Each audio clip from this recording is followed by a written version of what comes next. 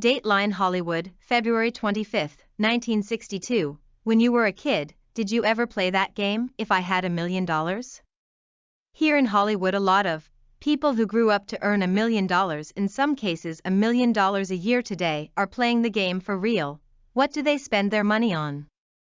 Mostly on things like food, clothing, shelter, and transportation. But of course there's a slight difference between these items on a Hollywood star's income and on the average man's budget.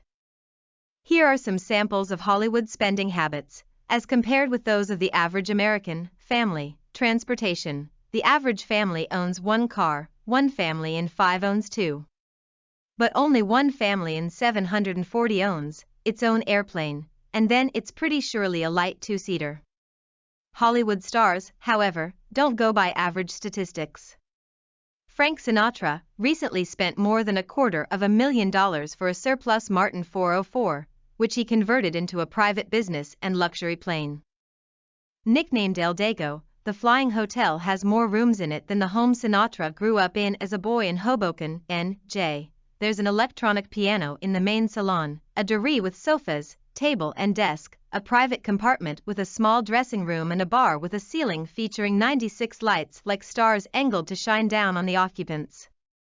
Sinatra's is the most expensive, privately owned plane, but Robert Cummings, Robert Taylor and Robert Horton also fly their own planes, a fact which once started a Hollywood rumor that no new star would be allowed to use the name Robert unless he owned his own plane. That other very necessary mode of transportation, the automobile, comes in for very special treatment in Hollywood. At Frank Sinatra's premiere recently, I counted 32 Rolls-Royces ranging from Tony Curtis' $27,000 convertible to Joseph Cotton's $16,000 model, which a visiting Texan once described as the small model. Cary Grant has 2 Rolls-Royces. Stars have their own planes. Robert Cummings flies his own aerocar in London and one in Hollywood. A Rolls for each country is almost as chic as a his and hers Rolls. Elvis Presley is the leader of the car buffs. He collects cars the way some people collect stamps. He now has 14.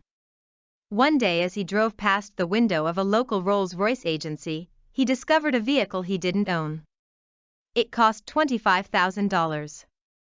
Elvis swivel-hipped in, wrote out a check and left his Cadillac for a friend to pick up later. That $13,000 Cadillac, incidentally, is equipped with 2-way telephones, television, hi-fi, built-in cocktail bar and a special padded leather seat for his pet chimp, Scatter. Robert Cummings really covers the transportation field. He uses an aerocar, which will travel at 60 miles per hour on the road and 110 in the air. Bob believes it's the mode of travel of the future.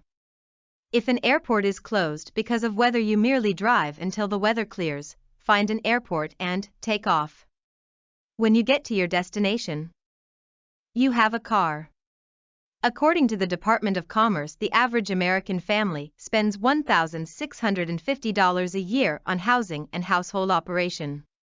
Fred Astaire, Jerry Lewis, Bing Crosby, Tony Curtis, Burt Lancaster, and a dozen other top stars have homes valued in excess of $500,000. Jane Mansfield's house may not be the most expensive in Hollywood, but it's probably the most opulent. It has 40 rooms, 7 bedrooms and 13 bathrooms, and is painted shocking pink. Jane, who refers to the place as a monument of love, has done everything in pink hearts. There's a pink, heart-shaped swimming pool with a heart-shaped plaque at the bottom reading, "I love you, Jane," a present from Jane's muscle man husband, Mickey Hargitay. In the actress's pink bedroom is a pink, heart-shaped fireplace. She sleeps on a pink, heart-shaped bed and bathes in a that's right pink, heart-shaped tub. Buying houses is a mania with some stars. Anthony Quinn lived for years at the wrong end of Sunset Boulevard. When he began to achieve success, he sold his old home and bought a spanking new $200,000 model at the right end of Sunset Boulevard by the beach. Then he became sentimental about the old house and bought it back. In quick succession he bought houses or land in Connecticut, New York City, Italy, Ohio, California, and Greece. His business agent claims that the mania is based Mr. Quinn's need for Anthony Quinn security. Another statistic that Hollywood raises hob with concerns the $340 a year spent by the average family on furniture, household equipment and electrical gadgets. Jerry Lewis owns one of Hollywood's most gadget-laden homes. Jerry bought his house, once movie mogul Louis B. Myers, for $500,000.